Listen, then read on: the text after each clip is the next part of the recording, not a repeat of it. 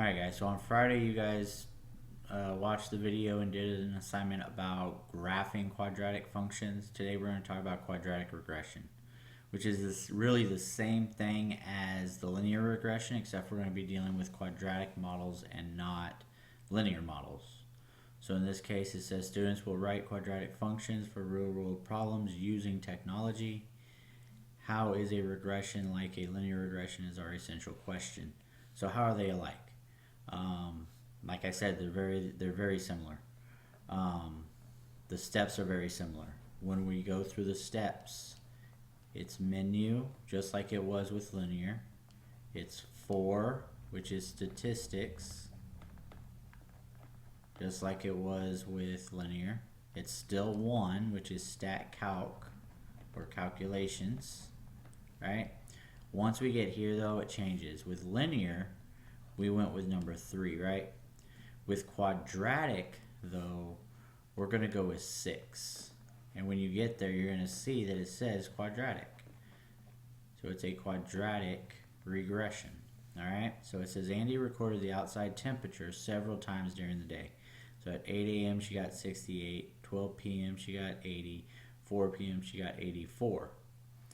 Alright, so what we want to do is we want to predict, so we want to write a quadratic function that could be used to model the data and then use that model to predict the temperature at 10 a.m. Alright, so what we're going to do is we're going to make this time of day, which obviously we hit 12 twice during the day. We don't want that to happen because remember, this is our x, this is our y. So if we use 12 twice, or 8 twice, or 4 twice, right, then it's not going to be a function. So we need to make sure that these numbers are in terms of things that would cause it to be a function. So we're going to call that time 0. From 8 a.m. to 12 noon is 4 hours, and from 12 noon to 4 p.m. is another 4 hours. So 0, 4, and 8. Okay? So we're going to go to our calculator. Remember that we want to work within what? Documents. We want number 4, lists and spreadsheets. So we go X here. We want to name B, Y. Alright, so let's write some of that down. So these are the steps once we have the data in.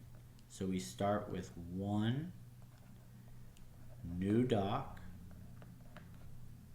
We go with 4, which is lists. I'll just put lists. It's lists and spreadsheets, but lists work.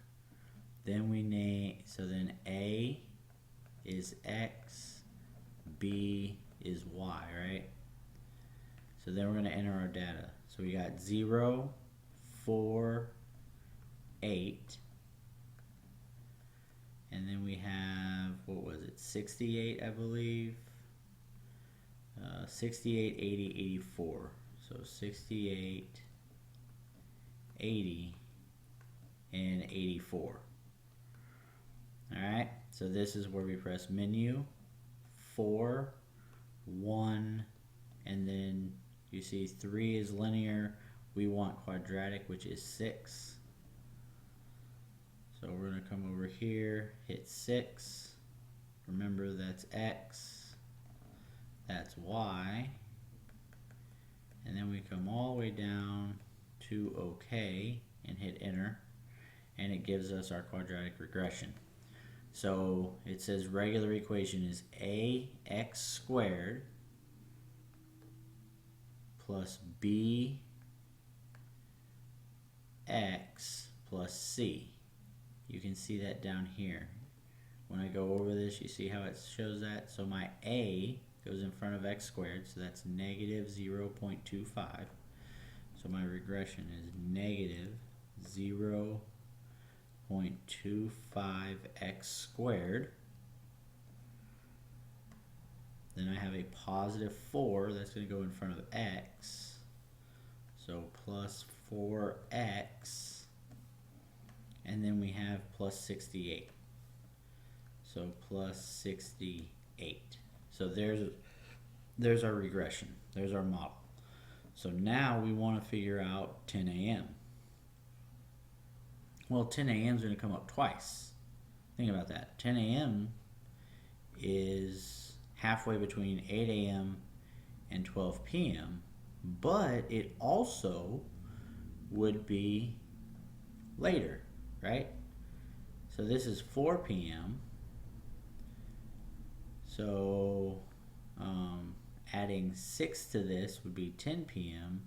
Adding another 12 would be 10 a.m. again. But I would use the one here. 8 a.m., 12 p.m. So we're going to say that this is 2. We're going to use 2 for x. Alright, so we're going to put 2 there. We're going to put 2 there, right? So if you still want to work here, Control Doc adds a new page. We want a calculator page. And then we can put negative 0.25. Instead of x, we're going to put 2 squared plus 4 times 2 plus 68. And when we do that, we get 75. So the answer, the final answer to this, the prediction is that it would be 75 degrees. Alright, we're going to practice this one more time. Not the prediction part, but just the model part. So it says Alyssa baked a cake and is waiting for it to cool so she can ice it. The table shows the temperature of the cake every 5 minutes after Alyssa took it out of the oven. So it shows her time over here. So when she took it out is 0, then every 5 minutes after that, going down. Alright, so it says determine whether a linear model or quadratic model best fits the data. Write a regression equation that best fits the data. Alright, so if we want to compare, so when comparing models, what we want to use is we want to use the R squared value. Thing about the R squared value is we want it closest to 1. The closer it is to 1, the better that models that data. Alright, so we're going to put this data in first. So to get some practice, home, I'm going to press 1 again. We're going to say no on unsaved documents. Alright, we want number 4, lists and spreadsheets, and I don't know what's going on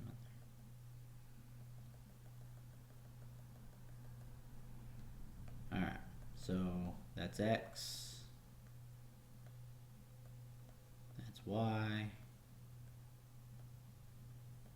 Alright, so we got 0 through 30 by 5, so 0, 5, 10, 15, 20, 25, and 30. And then we got the temperatures. So the temperatures are 350,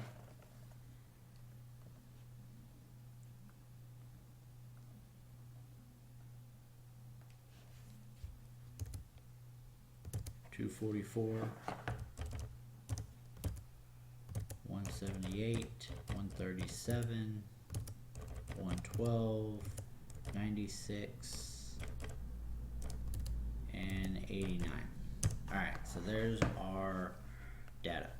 So then menu 4, 1. Now we're going to do linear first, so that's number 3.